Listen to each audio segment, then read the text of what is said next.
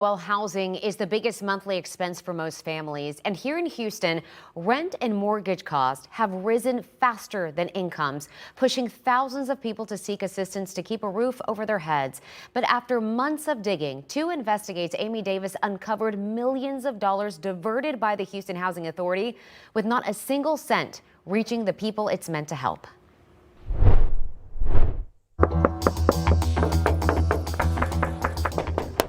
I'm trying to figure out why you're so resistant to talk about the church. What's the need of me talking to you about a situation that we made and we carried out? This is Dr. Sheldon Jackson, senior pastor of Pleasant Grove Missionary Baptist Church. Most know it as the Dome Church, right under the freeway where 59 and I-10 intersect, east of downtown in 5th Ward. You may have noticed the Dome Church is now gone. We wanted to know who bought it, who benefited, and why. I could tell you why I'm interested in talking to you about it. I'm really not interested why you interested, okay? So this is over.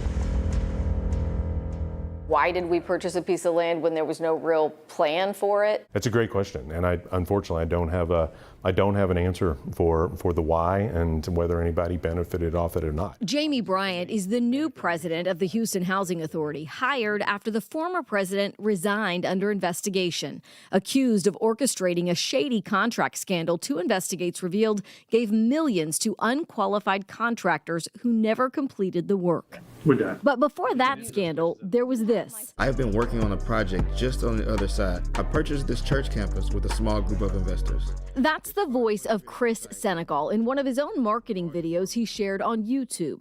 He bills himself as Mr. Buy the Block, a developer who buys up properties in historically black neighborhoods that would otherwise be snapped up by private investors. When tithes in the church's offering plate were no longer enough to pay the church's mortgage, Senegal purchased this property in December 2020 for $6.7 million. Even before the deal closed, he published renderings of a brand new apartment complex built around the church's old stone facade, and he announced he was partnering with the Houston Housing Authority. This is the other big project I'm working on. It's going to be a multi-family apartment complex, 300 units in partnership with the Housing Authority. Social media posts reveal Senegal was tight with then HHA President David Northern and HHA Board Chairman Laurent Snowden, both before and after the deal. But now, 2 years later, no one's talking. We have knocked on doors, poured through public records, called and emailed every person involved in the sale of the property. Northern now leads the Housing Authority in Flint, Michigan. Snowden, who signed the deal, still lives in Houston. When we stopped by his home, we resorted to speaking into his Ring doorbell. You're in the story, so I'd like to give you an opportunity. I'd like to hear what you have to say.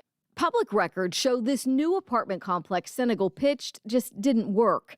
Housing Authority staff only gave the property 54 points out of a possible 100 for low-income housing potential.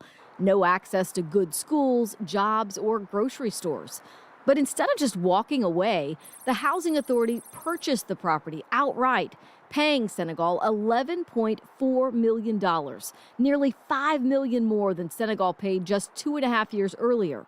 These closing documents reveal 3 companies, all owned by Chris Senegal, walked away with $3.3 million profit. And after closing, HHA discovered $132,000 Senegal owed in back taxes.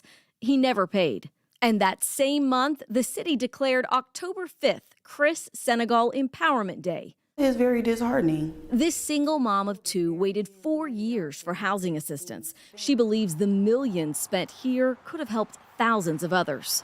Maybe open up that wait list to help other families that have been waiting for years. Last December, as Northern was on his way out, HHA paid another $640,000 to demolish the church. Really, the tragedy in what you just described is that ultimately the losers here are going to be low-income people who need housing. Ben Martin works with Texas Housers in Austin, a nonprofit whose goal is to make sure low-income Texans have access to affordable housing. It's really important for the public trust that the Housing Authority is able to articulate where they're going with this property and what the plan is for it. HHA President Jamie Bryant tells me he's still figuring out what to do with this property and 10 others purchased by the last president. Properties not helping anyone with housing. I'm Amy Davis, KPRC 2 News. All right.